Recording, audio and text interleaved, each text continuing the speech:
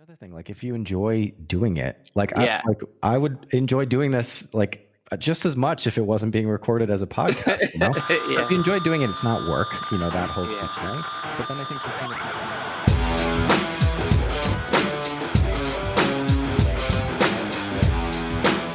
Hello and welcome to episode 30 of Rockstar CMO FM. The M is for marketing, the F is, well, you decide.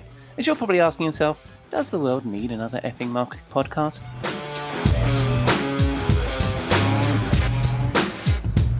I'm your host, Ian Truscott, founding editor of Rockstar CMO, your monthly dose of marketing street knowledge. You can find us at rockstarcmo.com or Rockstar CMO on Twitter and LinkedIn.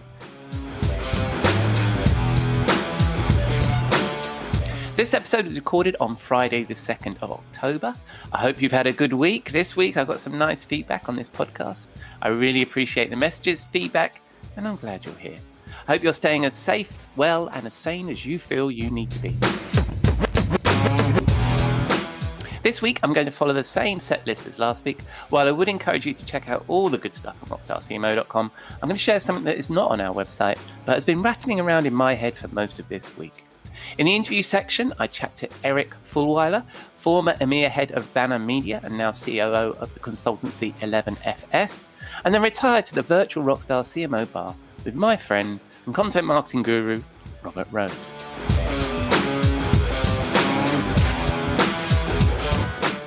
Right, let's get started, shall we?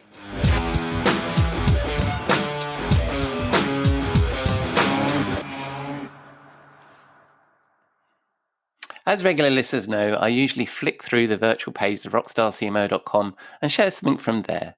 But again, I'm going to dip into my podcast library for this week's thought.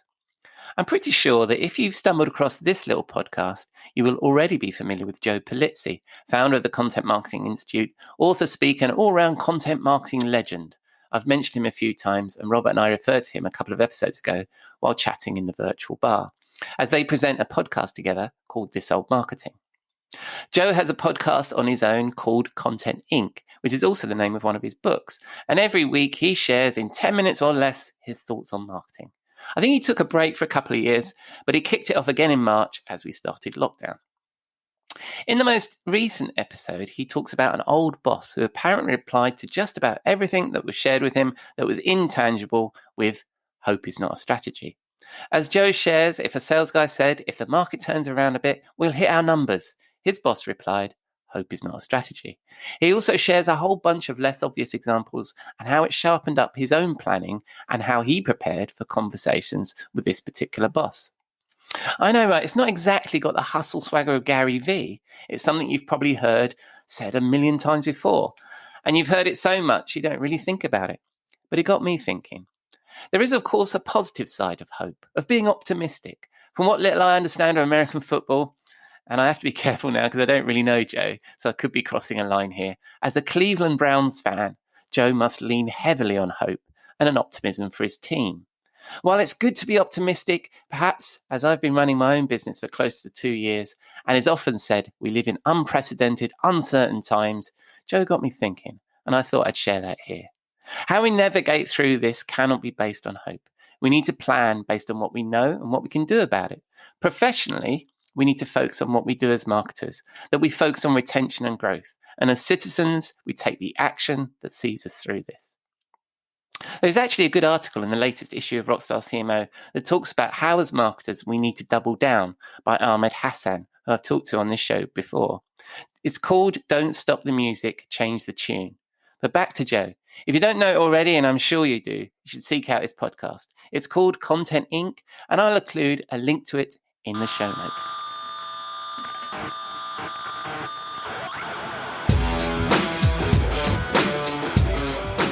Right, on to the interview. Eric Fulwiler joined 11FS as CMO last spring and now oversees the group consulting business as well as marketing and sales as Chief Commercial Officer. 11FS is a challenger consultancy that builds and launches next-generation digital propositions for some of the biggest banks in the world. Before 11FS, Eric spent 10 years in digital advertising agencies and was most recently the European Managing Director for Vanna Media. He is a frequent industry speaker and contributor on modern-day marketing, brand strategy, and digital media. Eric has also worked on and advised numerous startups in the US and UK and has a background in non-profit work. He recently joined the board for a charity that supports refugees' employment opportunities in the UK. Fascinating guy. I really enjoyed the conversation. I hope you do too.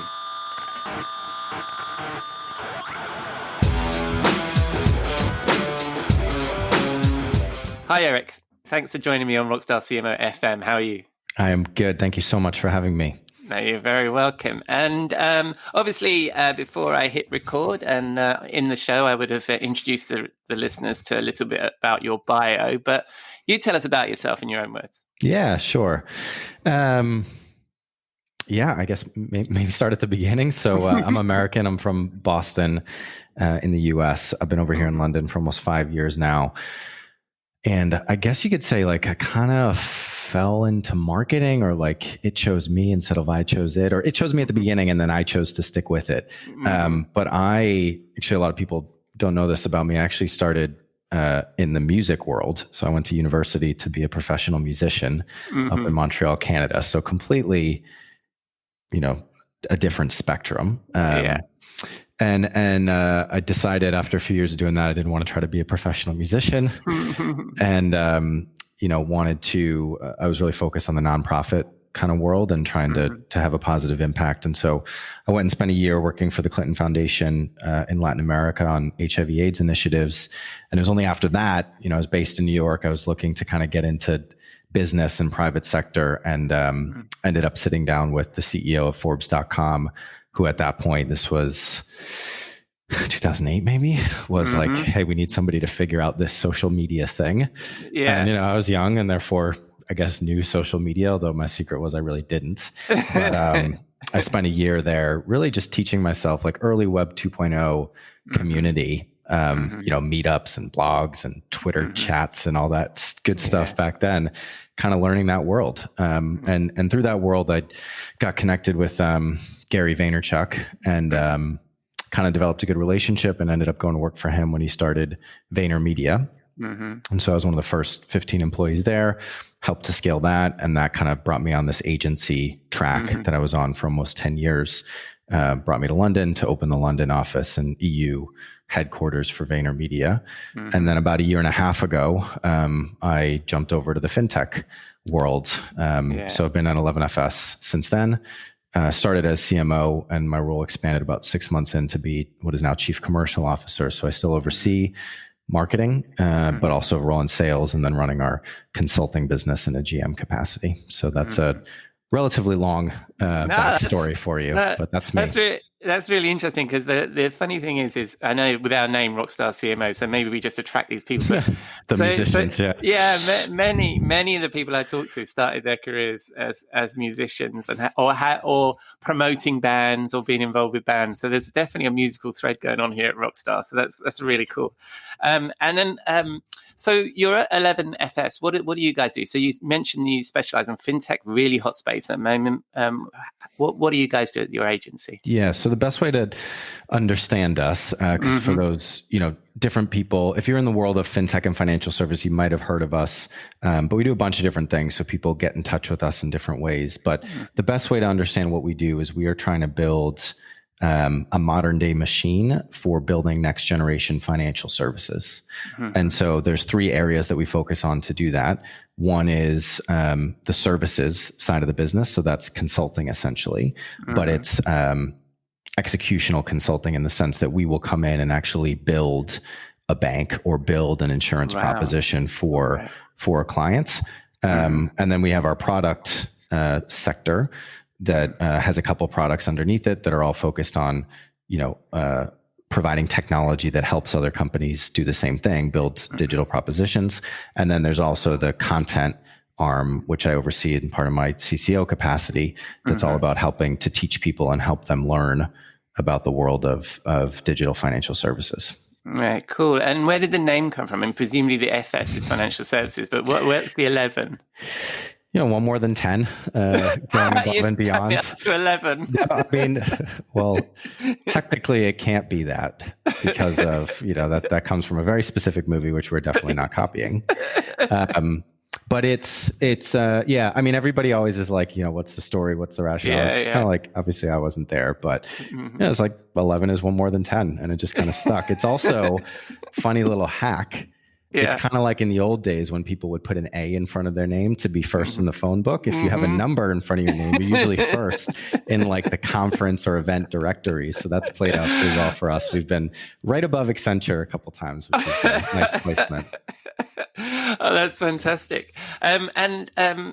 Financial services, I guess, has been quite resilient through the pandemic. And I have to ask, everybody about this because it's really interesting to our listeners. But how has the pandemic affected you, your agency, and how you guys are working? And then how has it affected the way your customers are working? What are you seeing around in your world?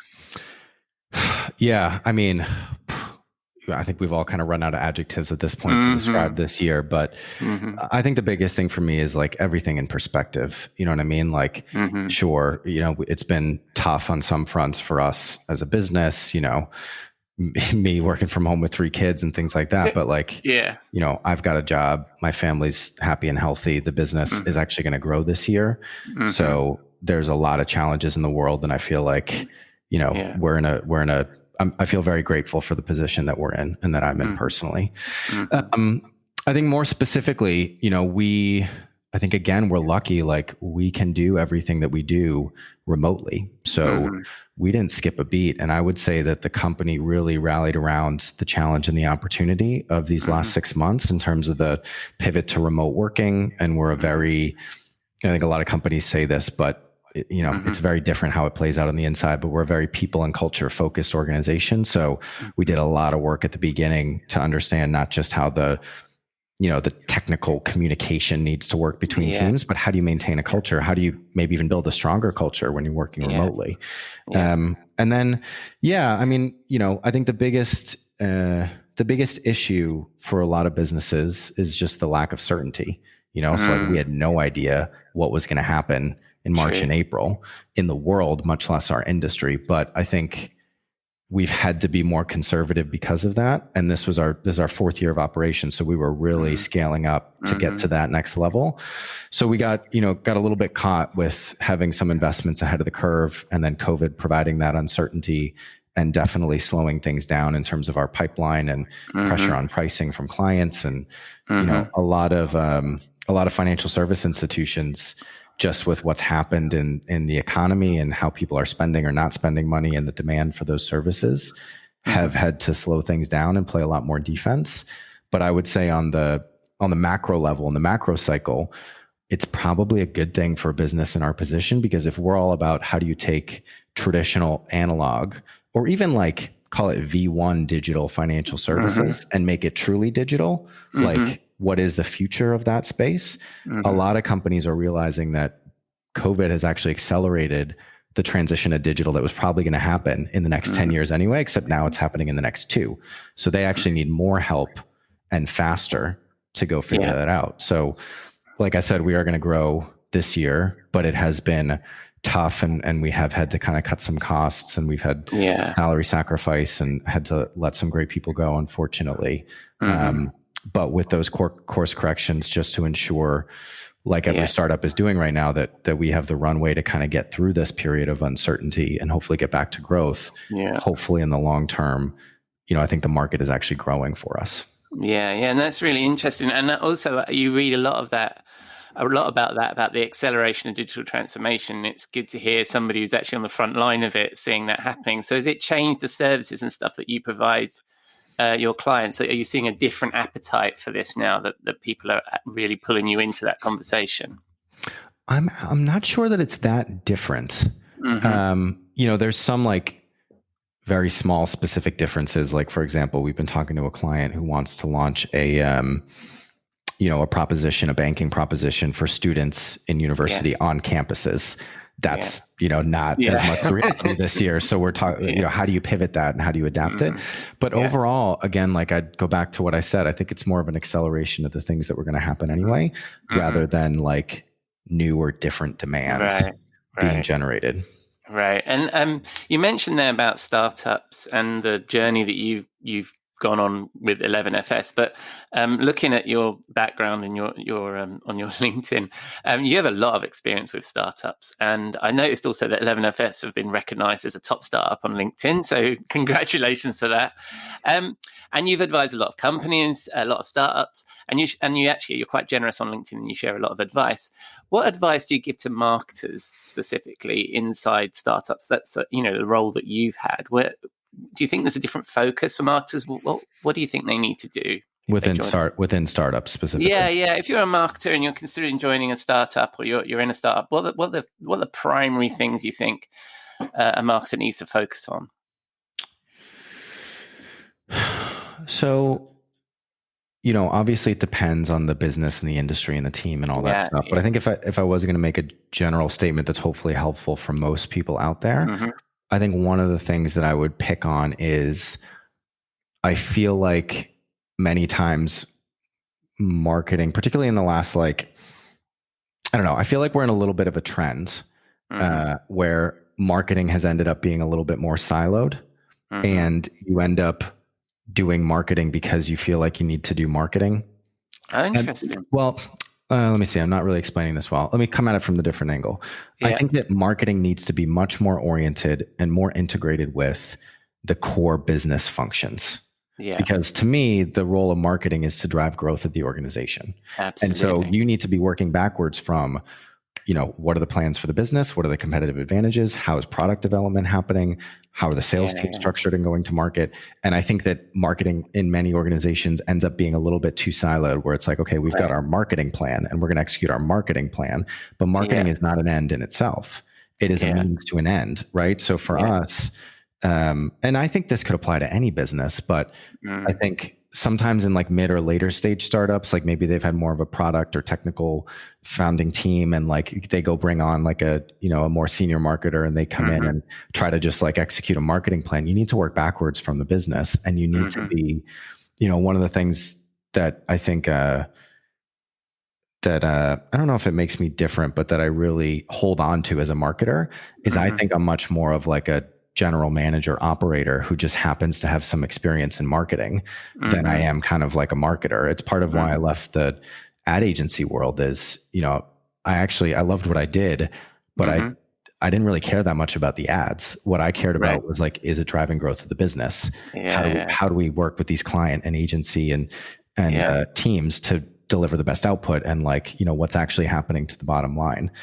So I guess that's what I would say is if you're a marketer in a startup, make sure that you really understand to the level of the GM or the MD or even the CEO, what are the mechanics of the business that make it work or not work? What is the product life cycle, and where are the opportunities or risks? Get as close as possible and as aligned as possible to the actual core operations of the business, because that will make you much more effective at what your job is actually for, which is moving those metrics, not your own. Yeah, I mean you're pushing my buttons there, mate, with that.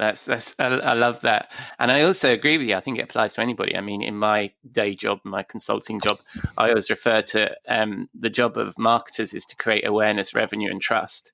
And if you can create those metrics that the C-suite understands, you're relevant to the business. You're not just the marketer on the hamster wheel with the crayons, making sure you've got a website that's running. You're actually a fundamental part of the growth of the business. Yeah. And I would even take it one step further. I totally agree with that.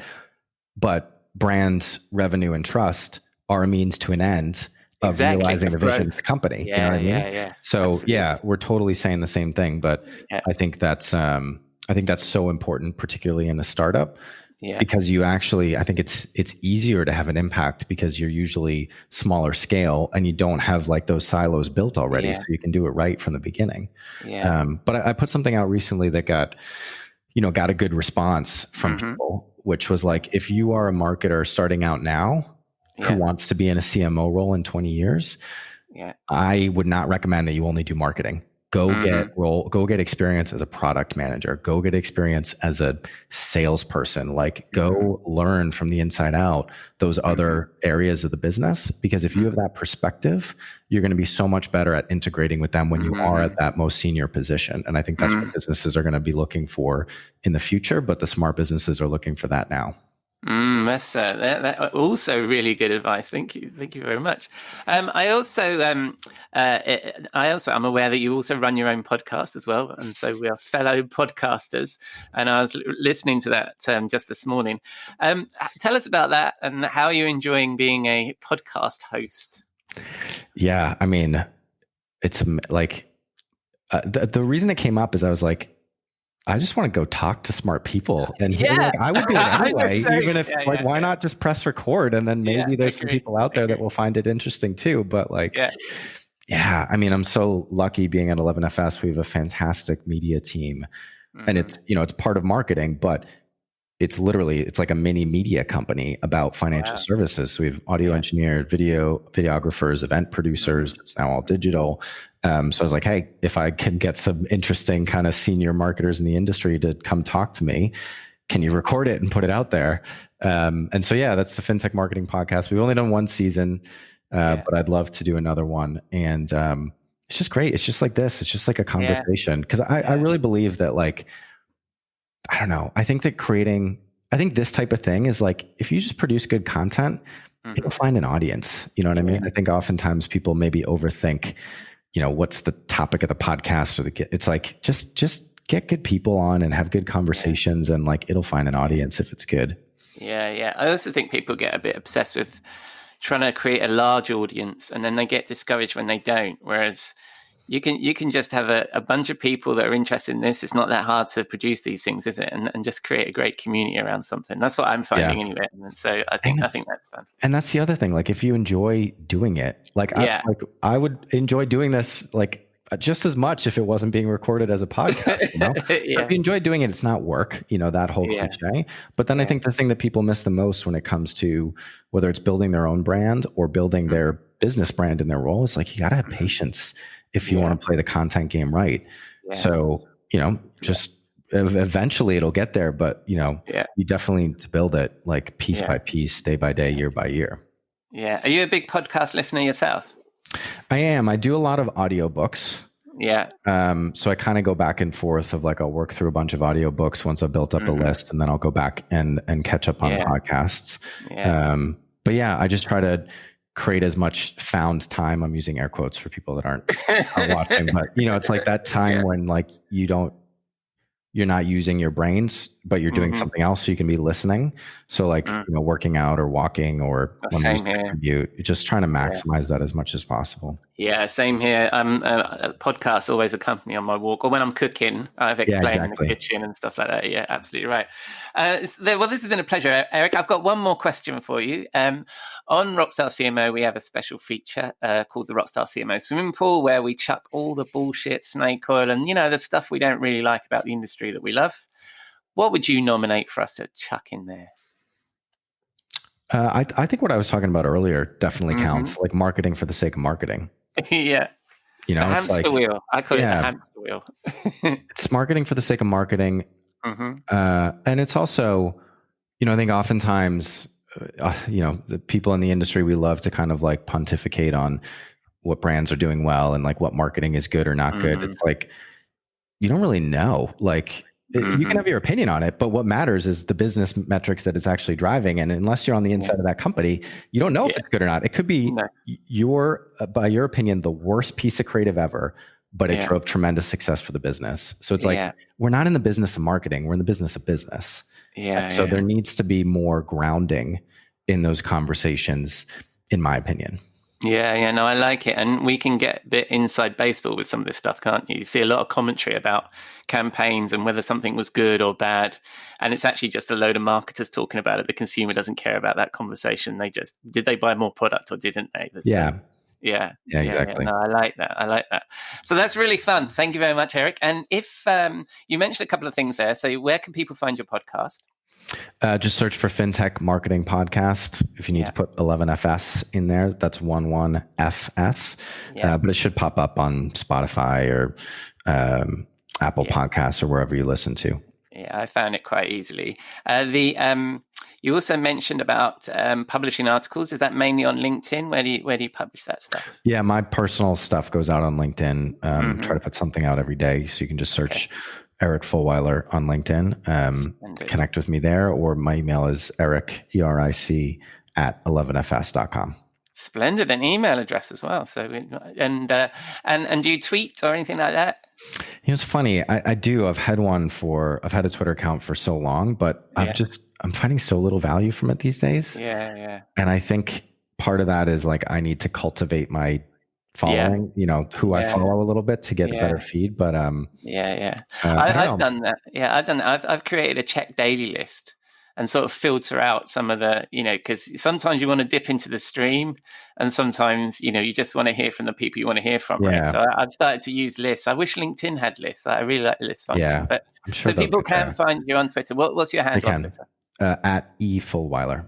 Excellent. Well, thank you very much, Eric. Thanks for your time. I know you're a very busy man, so I appreciate your time this morning. And I'll speak to you very soon. Great. This was really fun. Thanks, Ian. Cheers, Eric. Bye-bye. Thank you, Eric. I will, of course, include all the links to him and his agency and the things we referred to in the show notes. I really enjoyed chatting to Eric. Right, it's Friday evening here at the Rockstar CMO penthouse in London. I'm about to call it a day and ease my way into the weekend with a trip to the Rockstar CMO virtual bar and join my friend and content marketing guru, Robert Rose.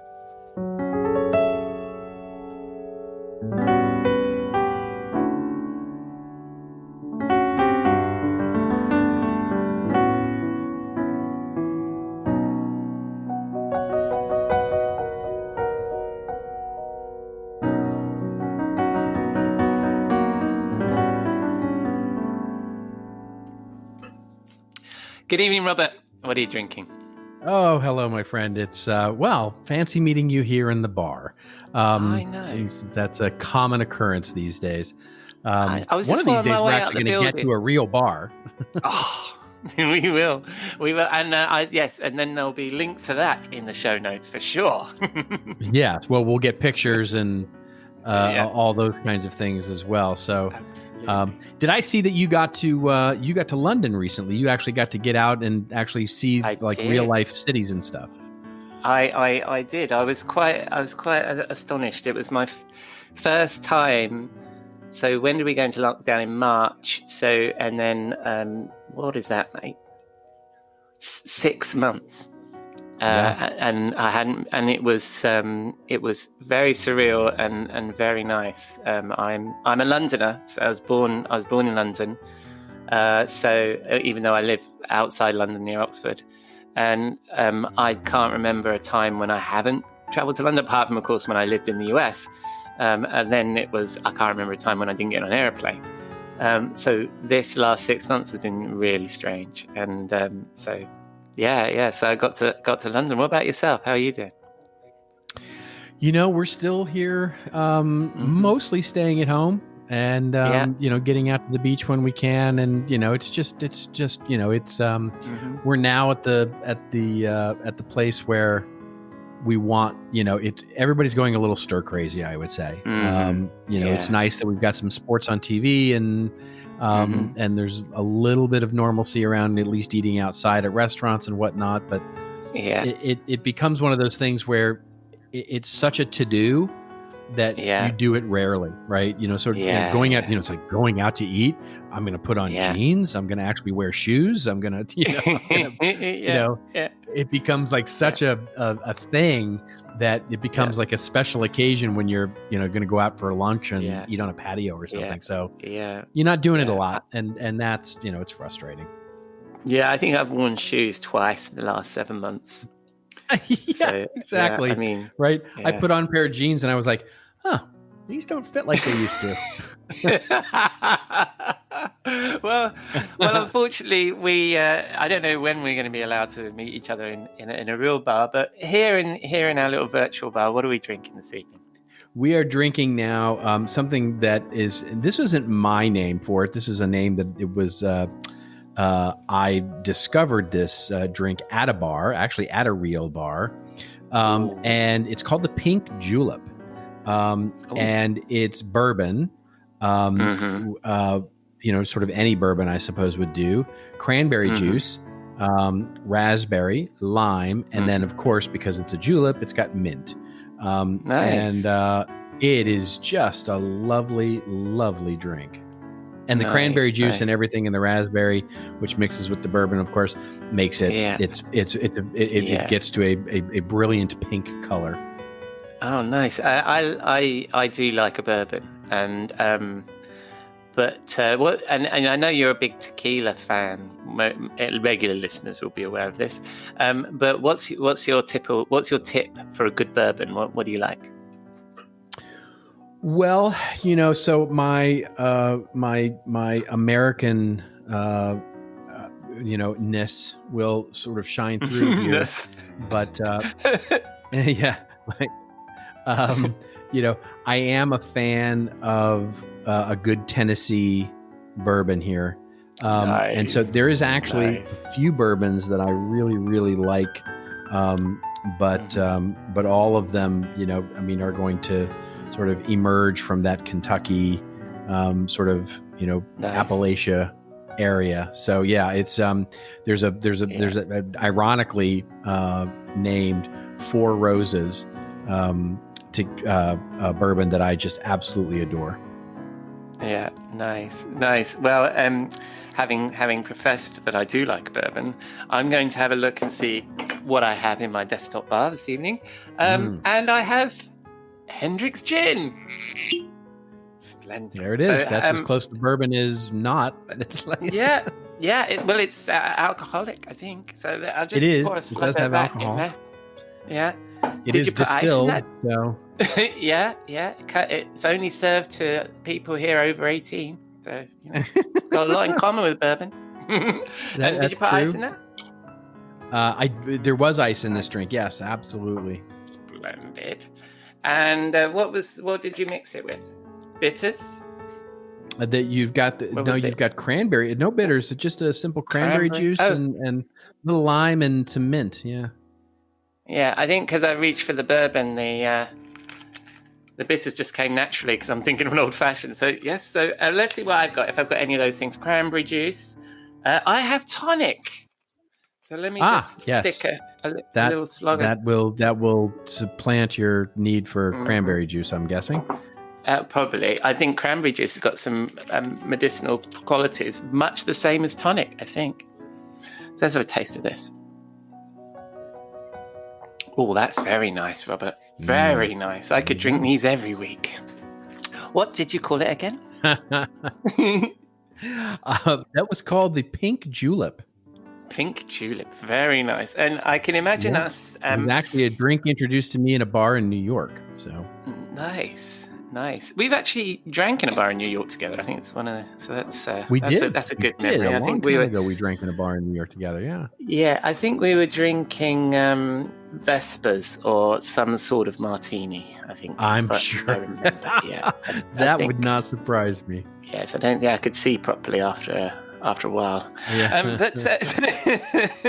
What? And whereabouts are we? Are we in that same bar, or where are we drinking these?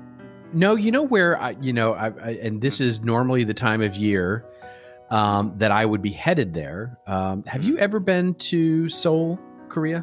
No, I have not. It's a brilliant city. One of my favorites, and specifically for the food. And one of my favorite things to do there is, so the hotels there, you can stay in a very, very nice hotel for relatively reasonable prices. And so, I like to stay at really nice hotels while I'm there because it's just, the food is wonderful and the hospitality is genius and all of that.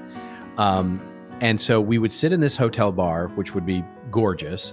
But we would be having just a couple of drinks because we wouldn't be eating there. What we would be getting ready to do is go to one of the open markets. All right. I was introduced to this by some friends of mine who live there in Seoul. Yeah. And the idea is that you go food stall hopping. In other words, you go sit in a food stall and you get some noodles, and you have some noodles, and then you get up and you move and you go to a skewer place where you have kebabs, right? And then you move on and you go have beers and some salad, and then you move on you just basically move through this beautifully big, boisterous open market, and you just go from food stall to food stall until you're just full, and it's just the most amazing experience. Yeah, sounds perfect. Well, yes. I can't compare that, and I can't imagine us wandering around that beautiful market talking about anything other than food and drink. But if we were to stray into the topic of this podcast and talk about marketing, what would be our thought for this week?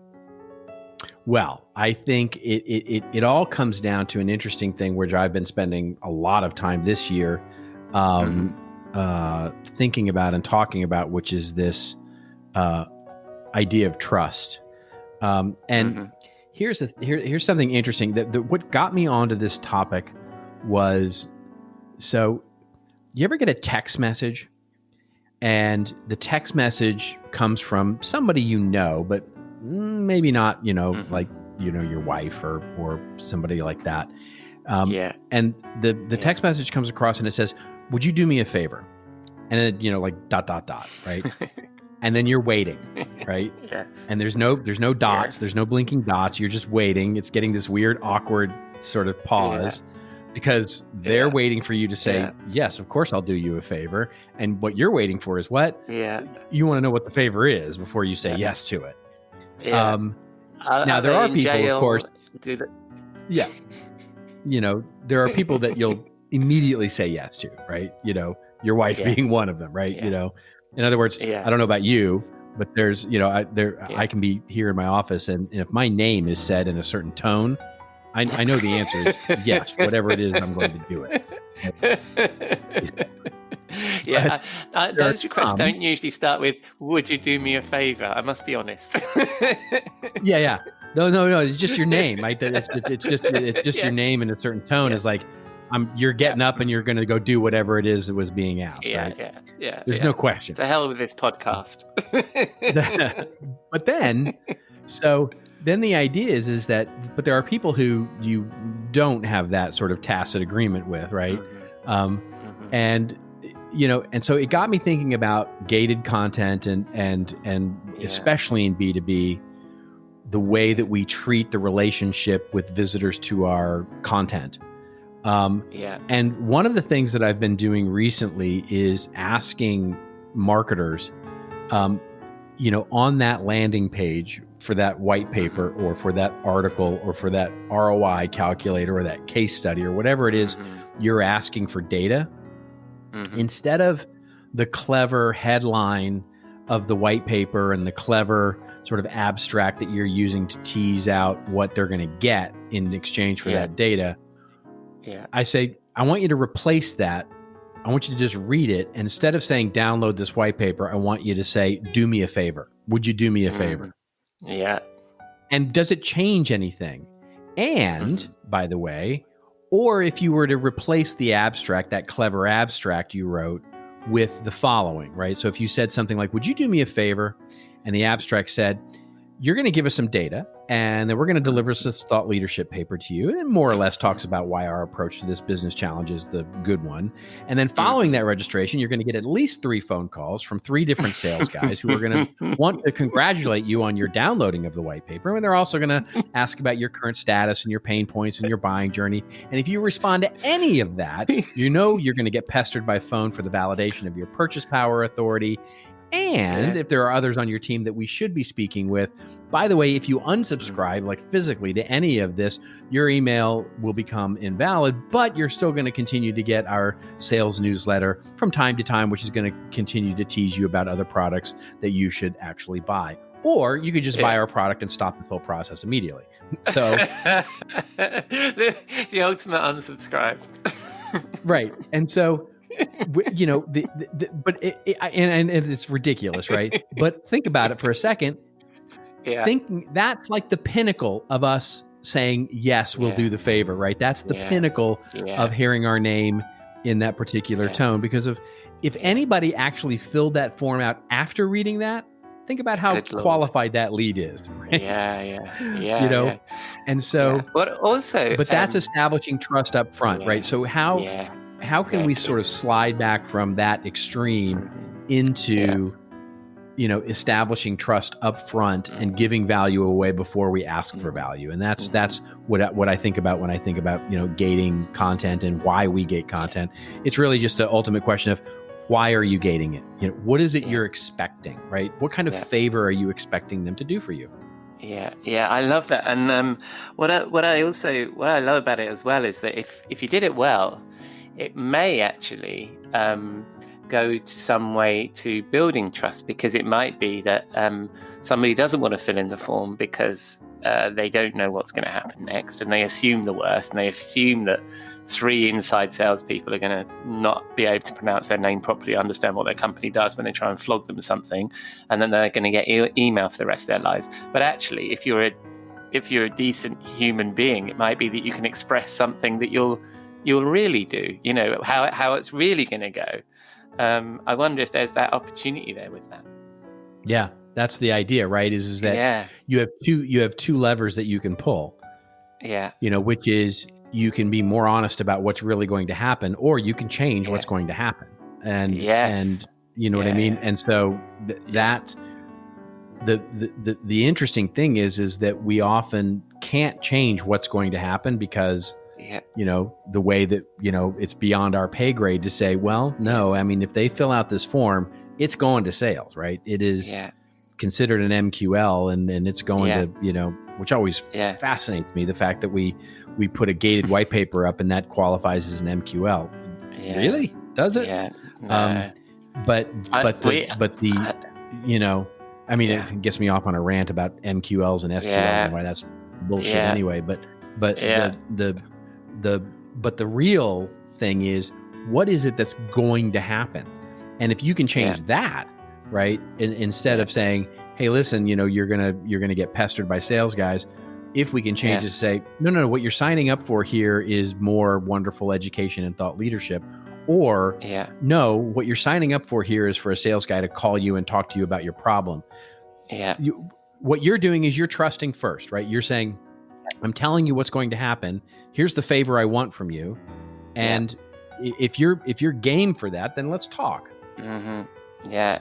And I think that I love this. And I mean, in a small way, with Rockstar CMO, we send our newsletter once a month.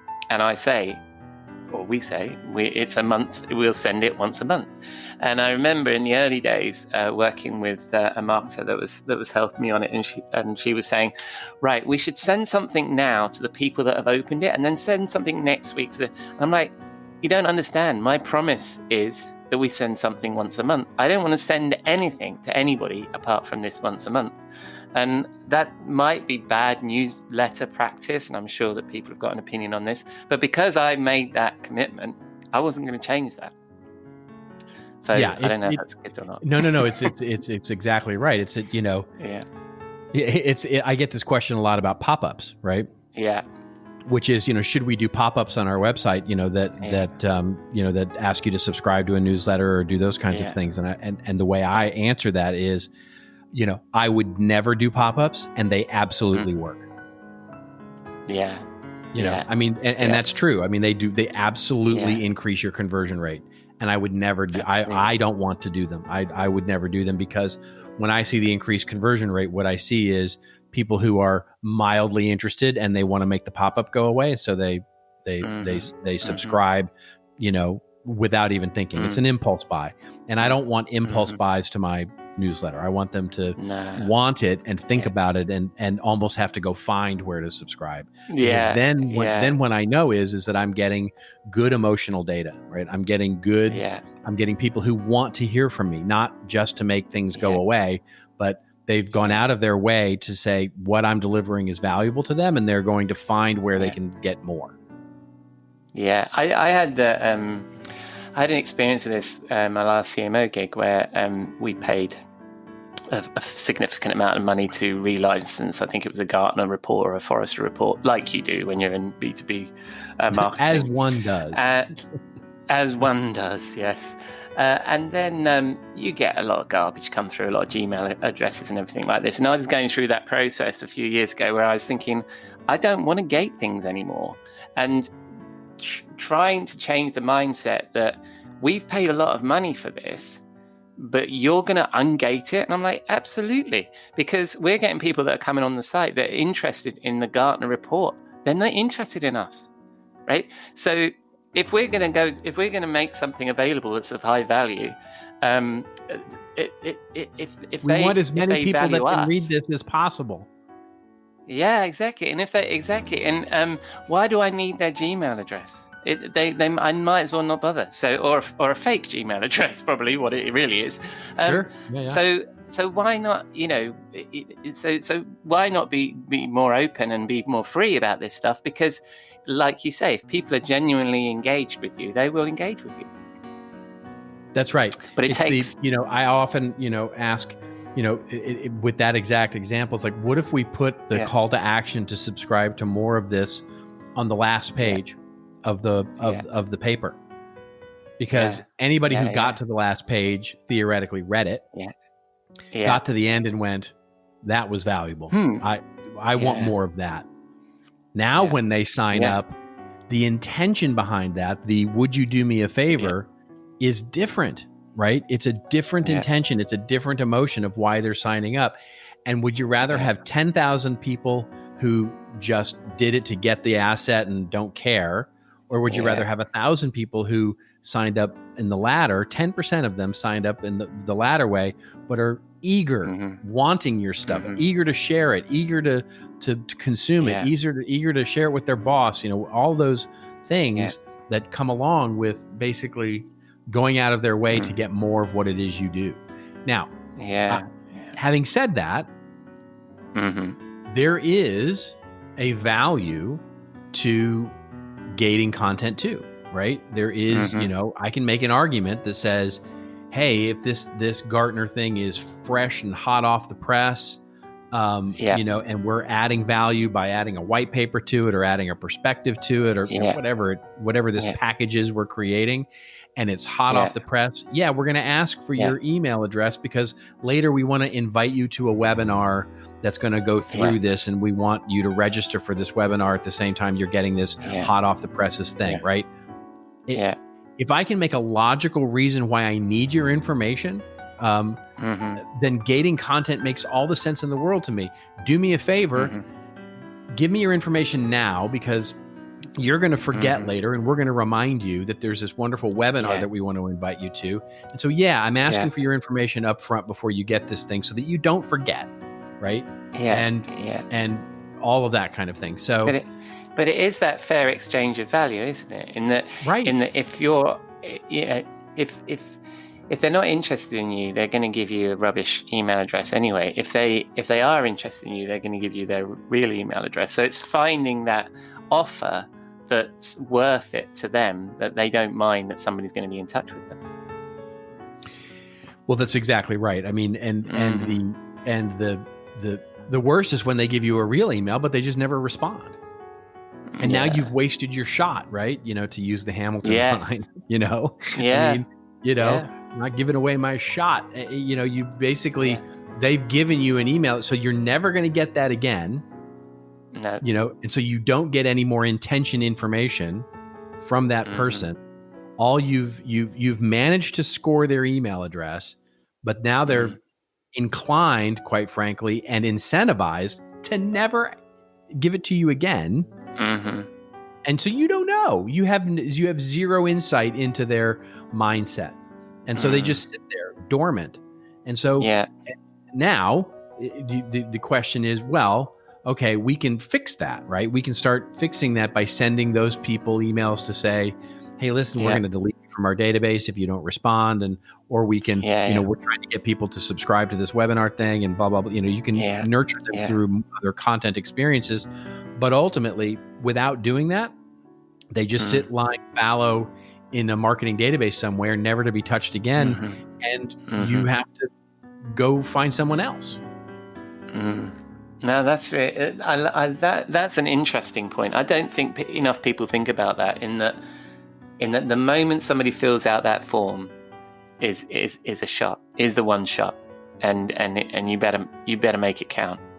That's right. It's as I've said to many a B2B marketer, the absolute worst time to try and sell somebody is when they've signed up for your white paper, or is immediately following the sign up for a white paper or some gated asset. It's the absolute worst time. Because why? Why is that the worst time? Because you haven't set that expectation. They probably haven't, given other things, other transactions that they've had before. So their defenses are as high as they're going to be. Yes. And they've just downloaded this thing on the hope that they're going to learn about some new concept in peace, and they're going to be able to learn about what they're trying to do and get, build a business case, or, for change, or whatever it is. And you're immediately meeting their expectation of having a sales guy immediately follow up with, and how much software, or how many generators can I get you into today? And immediately help them build a wall against your organization. Yeah. It's the worst time. The worst, and it gets better over time, right? In other words, do you wait 3? It's like that classic, the myth that's out there that says, if you, I haven't dated in many years, but from what I hear, there is some rule that says if you go on a date, you're not supposed to text or email for at least 24 hours or 36 hours or whatever, because that shows you're desperate. It's like that, right? I mean, it's like, it's how long do you wait before you start selling? The answer is, what expectation did you set on the original date? Yes. Yeah. And it depends on what did you ask for? Yeah. And it depends on, I've seen we've all received nurture programs, haven't we? Where the first email assumes that a level of interest that really wasn't there. You just downloaded this thing and, don't feel too much about it.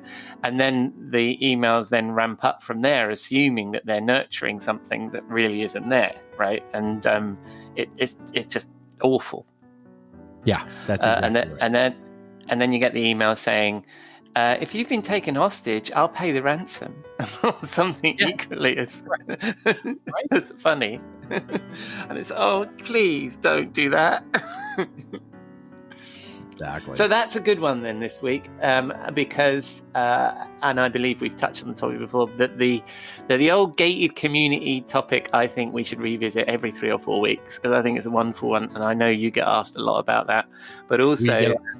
It's a very popular one. It's probably the biggest, I guess, conflict in B2B between sales and marketing and sales enablement is that issue. And I'm about ready to put, can you do me a favor on the next landing page I ever create? So I think that's fantastic. So thank you very much, Robert. And is this something you've written about? It is. It is something I've talked a little bit about on the website and at the blog, which is, of course, at the wonderful dad jeans of internet addresses, advisory.net. We haven't done the dad jeans thing for a while. The .net is dad jeans. I like that. Dad jeans, yes. And we should totally own it. And where might people find you when they spin the dial on the interwebs?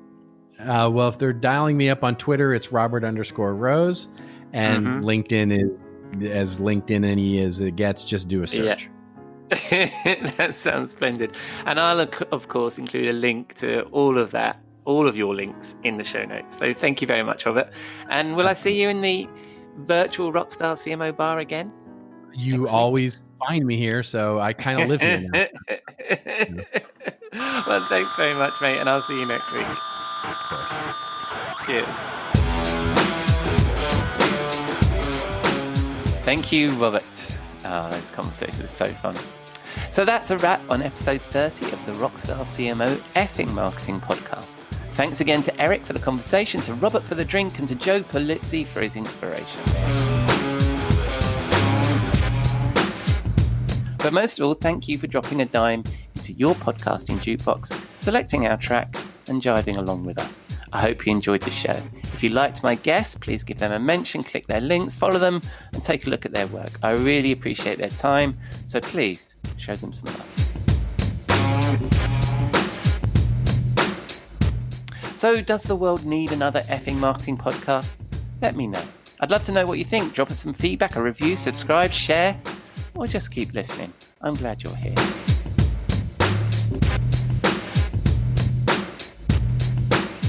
Next week, I again use this podcast as a blatant opportunity to chat to somebody interesting as I interview Rachel Essenhauer, VP of Marketing at Sunday Sky. And hopefully, I'll again find my friend Robert in the bar. Until then, I've been your host, Ian Truscott, founding editor at RockstarCMO.com, and I hope you'll again join us next week here at Rockstar CMO FM.